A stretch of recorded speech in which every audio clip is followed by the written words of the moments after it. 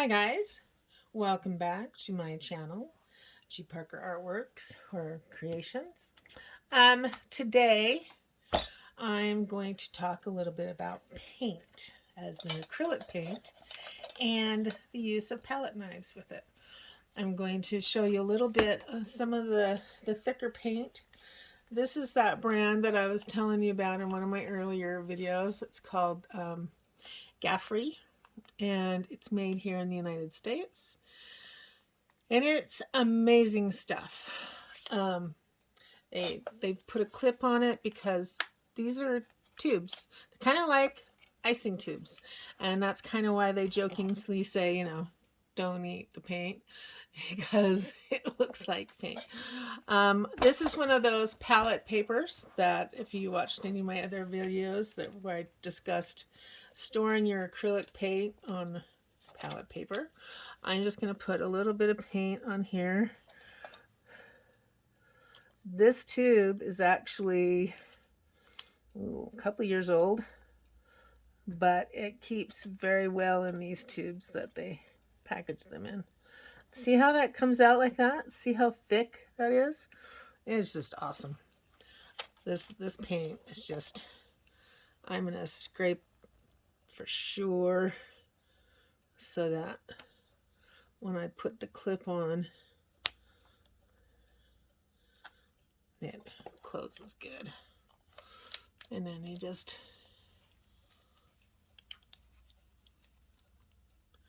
put the clip on and it keeps it from drying. But yeah, that's a lot of paint. It's and I've had it for a couple of years, so it's pretty good. Then we have this golden, which is also a thicker. They claim to be a heavy texture paint as well. You see how that's kind of stiff coming out of the tube. But look at how that Gaffrey paint just, it reminds me of whipped frosting. When you get it whipped enough that it's got peaks, that's what it kind of reminds me of. And then this is from the Hobby Lobby brand of Master's Touch, and it's thick body acrylic, so it's supposed to be another heavy one. And then we have the Lucas, which is a German brand, and it's a heavy acrylic as well. But you'll notice that it's interesting how these came out of the tubes. That the Gaffrey was very thick. The golden was very thick and stiff. You can see that. But the Master's Touch and the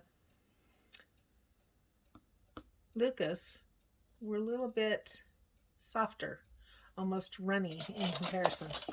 I find that interesting. So just to give you an idea on how these plastic ones work, let's say that you're trying to make a flower here, and it just, I don't like I don't like how they work. I don't think they have as much give to them. I'm not sure if that's the word for it, but I just don't like the way that they work. And you have to be careful and wipe them off right after, because you've seen on my other ones how they work. But if you take one of the metal ones, see, this is a really hard one. I was shown in a different video. So we're going to take this little softer one, and we'll take this and see how much smoother that goes on.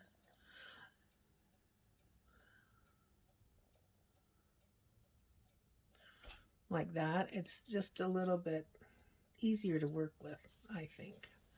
I like it. And now that's cleaner to clean off. So let's compare that with this yellow from Golden. We'll do another petal over here, and we'll do a little petal over here. And that goes pretty well. That's pretty smooth going on. I kind of like the way that feels. It's really smooth on the brush. It's very handy. So that works. That works really well. Then we're going to try the, this is the Golden. And we're going to do petal over here. And do another petal over here. And you see how both of them have this texture to them that you can see how it's just, it stands out. The Golden is a little rougher. I'm not sure if that really means anything, but it's just a little. And then we are going to try the Gaffrey. Now, it's just so thick. It amazes me how thick this stuff is. And it's very smooth.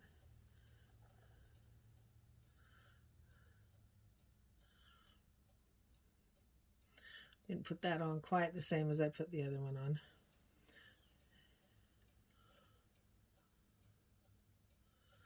And then we'll do like another petal over here.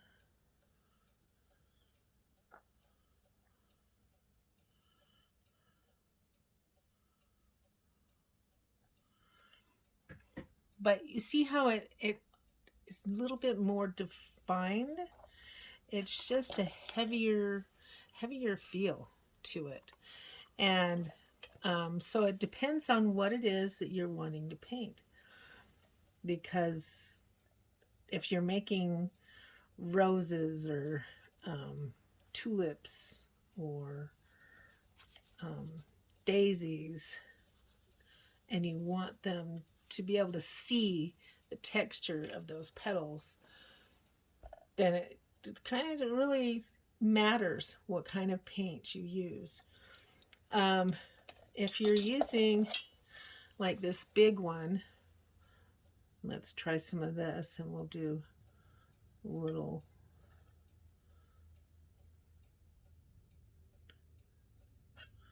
See how you can bend that?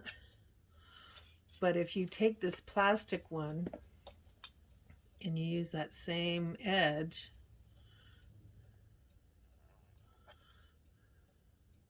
you can get it to work, but it's just, I think it's a harder sell, so to speak. Just doesn't work as well. And, you know, there is the whole point about starving artists. So if you can't afford to get the metal knives at this point, I totally get it. Buy a couple of plastic ones till you sell a couple of paintings and you're able to afford the other ones. But even if you just start out with one palette knife, get one that's an all-purpose size and is going to work for you, so that you're not, you know, trying to figure out all the different ones. And one that, you know, you're happy to work with. See how fun that is? You can see each individual petal, and it just stands out there. It's awesome. So, and see how you can get a line with them. Palette knives can be so much fun. So anyway, hopefully that's been enlightening for you. I wanted to point out too, as we just have been sitting here looking at this and talking about these paints, this blue one that I mentioned, it's a little older, it's already starting to dry right here on the edge. So some of these thicker ones See right here? So this could be the paint that was right there at the very edge of the tube before it came out, or it's just going to dry faster because it is created that way to dry really fast so that they can create stuff with it. So that's another thing you want to consider in the paints that you get, how fast you want it to dry. Because I've talked about, you can save it with this palette paper and make it last a little bit, but that's also just depends on the paint and how you're storing it and that kind of thing. So hopefully that's been enlightening and you've found out a little bit more about palette knives. If you liked it, give me a thumbs up and come back and see me again. Hope you have a great day.